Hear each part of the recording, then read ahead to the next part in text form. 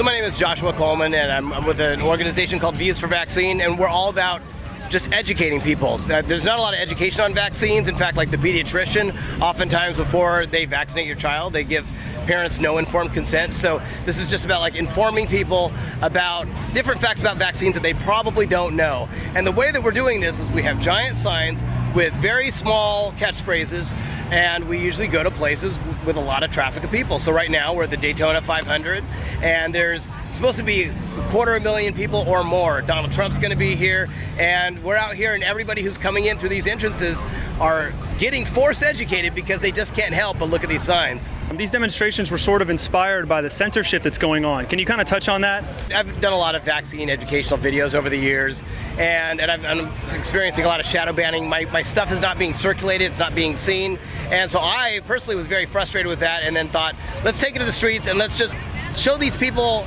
general public, these educational facts. And the thing that I've also discovered is, I mean, really, even though we've had this major shadow banning online, a lot of these people would never click on these links that we post on our social media videos. They're not going to look at it. They're not interested. And in fact, they've already been taught that there's nothing to worry about. It's a black and white issue. So when we're out here, we're catching a whole audience we would never catch otherwise. Obviously, there's a fair share of, negative comments, different comments. Can you talk about some of the positive support that we get from people? Well, at this event in particular, where I'm noticing there's a lot of conservatives here, and I'm actually hearing a lot of people say that people should have the right to choose, and that's really all we're asking, is that we protect our rights, that people have informed consent, and they have the right to choose whether or not to vaccinate, and the audience here is getting it. And of course, we are hearing some negative comments, and they're usually uninformed. It's very rare, and in fact, I don't think I've heard one comment that was negative that actually was based in science or logic. You're all over the place, so where are you going to be next, and where can people go online to get involved and get active?